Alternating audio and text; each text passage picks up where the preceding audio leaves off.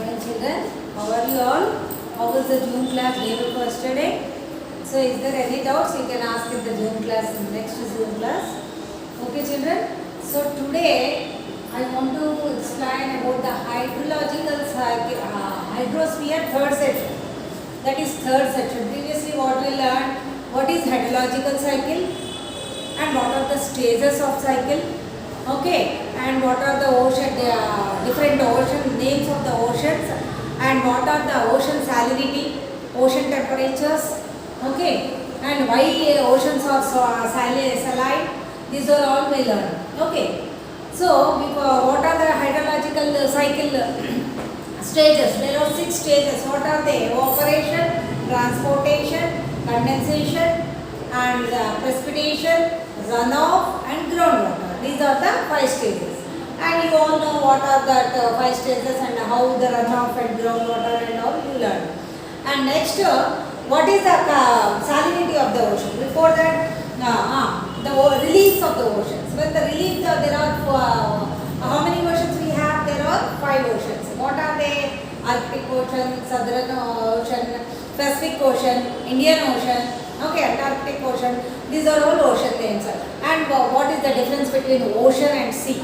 Okay, what is the difference between ocean and sea? Sea is bordered by land and ocean is endless, and both are saline. The similarities are both are in saline in nature. Okay, and next, what are the reliefs of the ocean? We learn. What are the reliefs of the ocean? There are 4 reliefs of the ocean. What are they? One is continental shelf, continental slope,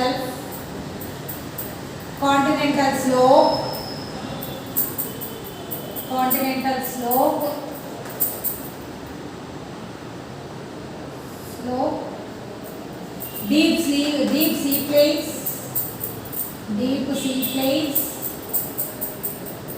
and oceanic trenches. Isn't it? Oceanic trenches. Till here we learned, and these are also detailing we learned. What is continental shelf? First, from the border area, land to border zone between the land and sea, that is around 200 meters.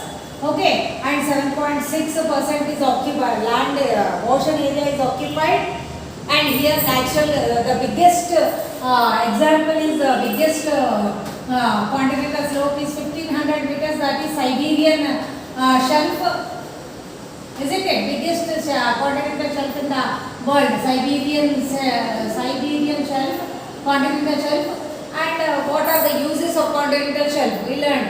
Natural gas is available. Harbor, we can construct we can build harbors. Okay. And what are the other uses? Natural gas and crude oil. Fish region. This is fish wealth will be more. So this is all uses of the continental shelf. Then again, continental slope we learned. Continental slope is from 200 meters to 3000 meters, and that is border zone between the continental shelf and deep sea plains.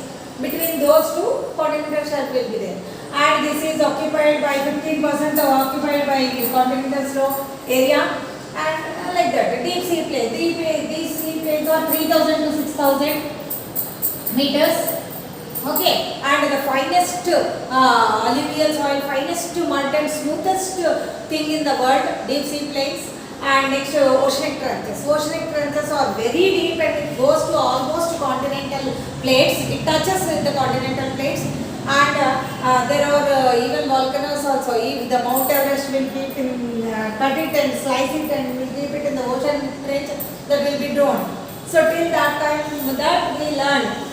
So what are the reliefs of the oceans? There are 4 reliefs of the ocean: continental shelf, continental slope, deep sea plains, and trenches. So next, we'll talk about we already discussed about the salinity of the ocean. What is the salinity of the ocean?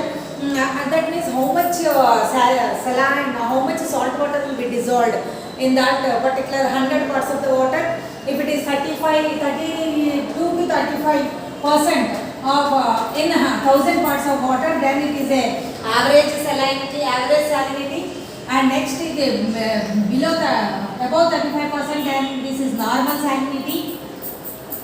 Normal salinity, if it is completely below of 35%, then it is called low salinity. Isn't it? That also we learned in the Zoom class. Okay, next we will go to ocean currents.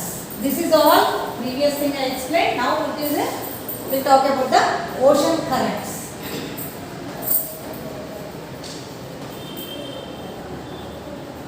So what is ocean currents? Actually,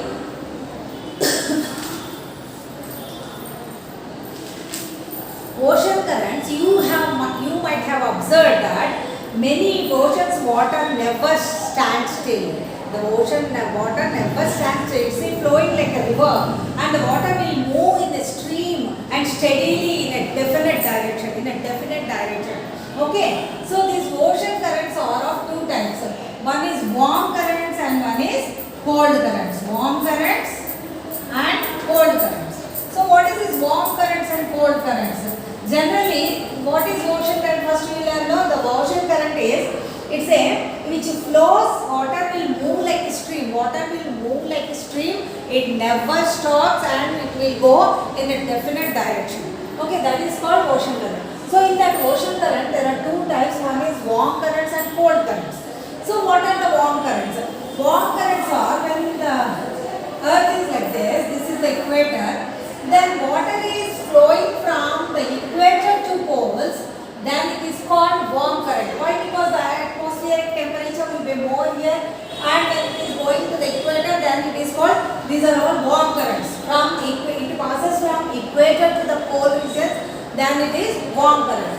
And cold currents are the currents are which flows from polar regions to equatorial region. Here also polar region to equatorial region, then they are called cold water currents, and these are all hot water currents, warm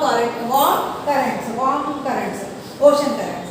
And again this warm current and cold currents will be pole to, this is equator to poles.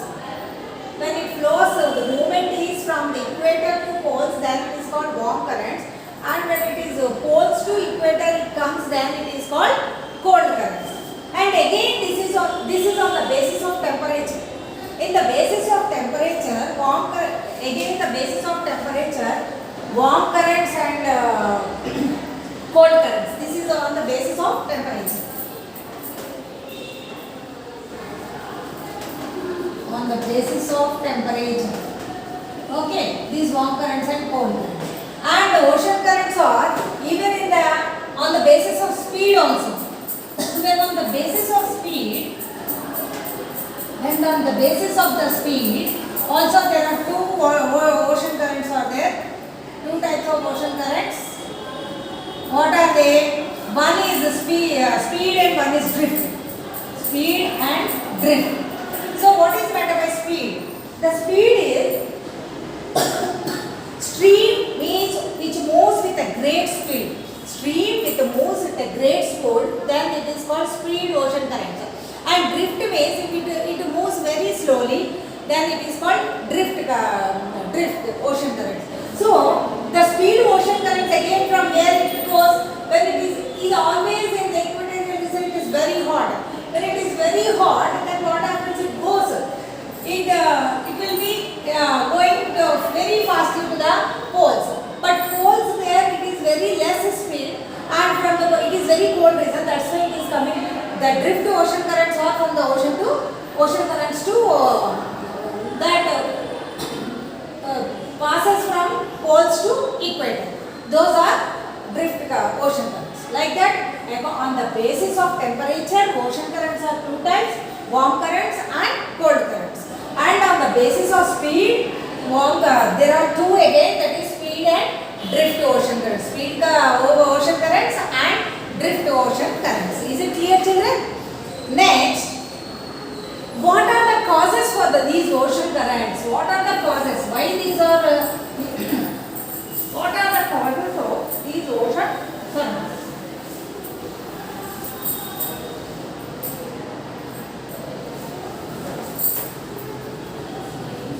Causes for the ocean currents. What are the causes for the ocean currents means there are four causes. One is centrifugal force.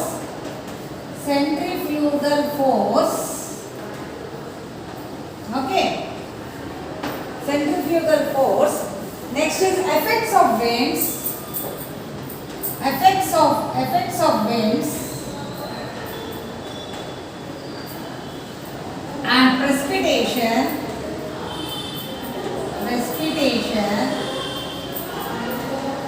and solar energy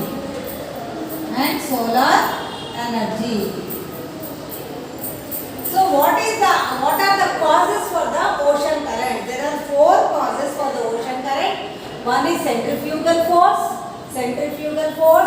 and the second thing is effects of winds, and precipitation. Third one is precipitation and solar energy. So what is centrifugal force?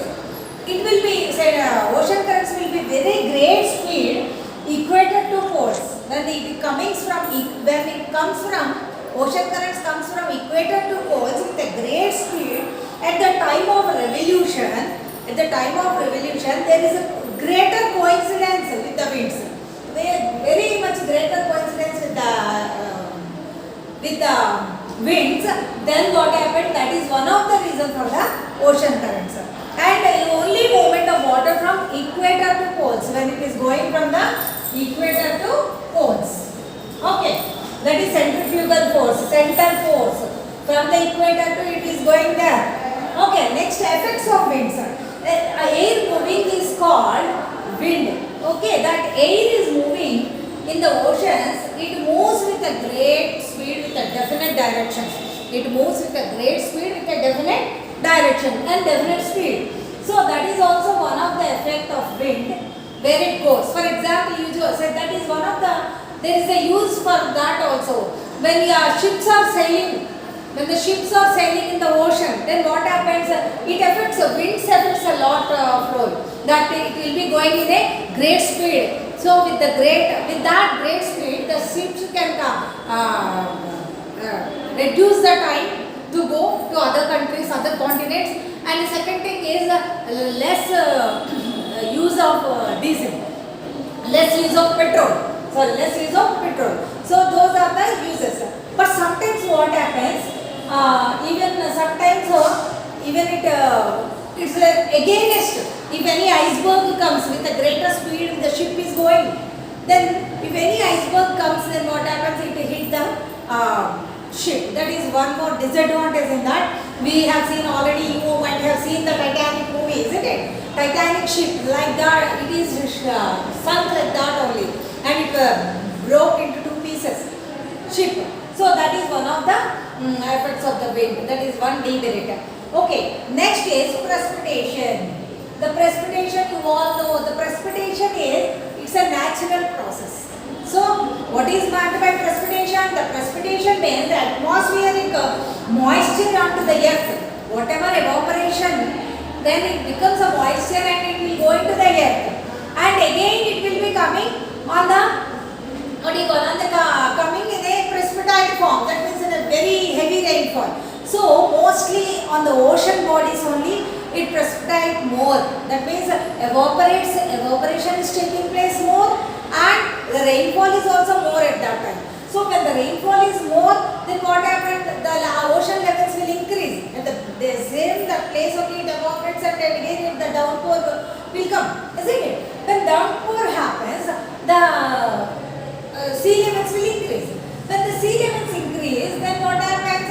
That will be with a greater speed, it goes to equator to the poles, isn't it? So always in the equator side only, that greater speed will be there in the ocean currents. Okay, that is one of the important things. And the solar energy. The solar energy means, so again here it is same in the equator only. Because in the equator the sun rays will be flowing, sun rays will be falling with a straight lines. Then what happens? The water expands. When the water expands, the sea levels will be increasing. The sea levels will be coming out, isn't it? So such a time, the solar energy, it is also one of the cause for the ocean currents. Okay. So now you understood, children? The ocean currents are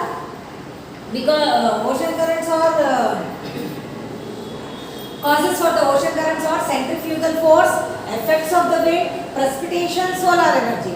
Always you have to read the lesson and make some side headings and understand that and read. Then you can easily remember in the examination. Okay. Today what we said? Causes for the ocean currents. What are the causes for the ocean current? There are 4 causes for the ocean current. One is centrifugal force, one is effects of wind, one is precipitation, and one is solar energy. Okay children, is it clear? If you have any doubts in the Monday June class, you can ask. Thank you. Have a nice day.